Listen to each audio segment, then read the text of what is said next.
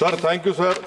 Sir, the threshold of 2.5 lakhs under the old regime has remained unchanged since 2012 and 13. Prior to that, it was 2.40 lakhs for 10 and 11. The cost inflation index since 2010-11 has gone up 2.17 times, sir. Income Tax Act itself is acknowledging the inflation in the economy. Why are the poor and middle class being taxed on the same threshold? If a middle class citizen was earning rupees 2.5 lakhs in financial year 2009 and 10, it cannot be equated with same 2.50 lakhs in financial year 24-25. Sir, on account of this, the income is being taxed twice, one due to inflation and secondly under Income Tax Act. Sir, why is the old tax regime being given step-money treatment by the Finance Minister? All additional benefits are being given only under new tax regime, example 80CCD. This will discourage people from saving money in the traditional forms of life insurance policies, PPF, bank deposit, etc. Sir, in fact, banks are already facing fall in deposits. The old tax regime should be equally encouraged and not discouraged as is being done since past few budgets, sir. Sir, as someone has rightly said, tax should be extracted like the honeybee extracts honey from flowers. Presently, sir, this government is extracting tax like blood being sucked by leeches, especially of tax-compliant taxpayers. At least under the new tax regime, the threshold should be linked to inflation. This will go a long way, sir, in demonstrating that the tax legislation is fair and that in turn will improve compliance.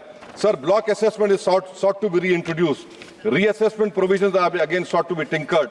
When the Parliament, in its wisdom, had done away with block assessment, proceedings for such cases, where is the need to revisit again? These frequent changes, sir, in such an important piece of legislation, which are unnecessary, unwarranted, will lead to avoidable litigation and further burden the courts. Sir, when concession was given decades back only on the basis of additional levy, can the concession be withdrawn while the additional levy continues? This is backstabbing, sir. This is exactly what has been proposed. STT was levied on buying and selling of equity shares and mutual fund units, accompanied with reduction in the tax rates on capital gains such securities, sir. So now the rate of capital gain tax is proposed to be increased while the STT remains. People lose faith, sir, in the government with such steps. For example, sir, LTCG on equity shares, equity-oriented funds, existing is 10% over 1 lakh. Now proposed is 12.5% over 1.25 lakhs. STCG on equity shares UF is 15%, proposed is 20%. Sir, the LTCG gain tax on other assets is prima facie being reduced. Sir, however, the benefit of indexation is being withdrawn. Again, this is a derogatory step. The CII method was well thought and has been working fine for the past several decades.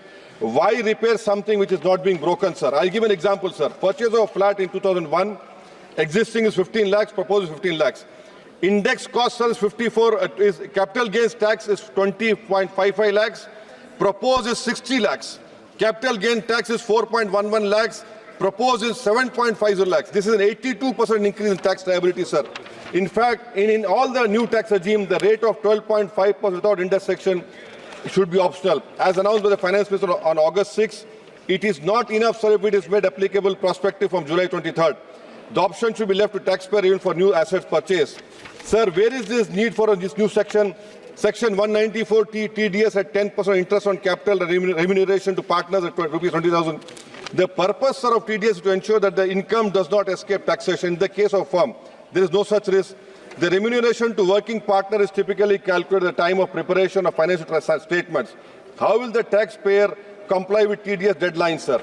Sir, now another important point, sir. Section 206C1F. Presently, TCS at 10% motor cars above is 10 lakhs. Now, from January 1, 2025, luxury goods are notified rupees 10 lakhs. This is unnecessary harassment, sir. You are not improving your machinery instead of putting burden on business people. This is not ease of business. This is you're putting more hardship, sir. In GST on health insurance, sir, premium collected in 23-24 was 8,263 crores, madam. I request the government remove this GST on health insurance and life insurance. It should be waived so that more people come under the coverage. It is the government duty to provide medical treatment, madam.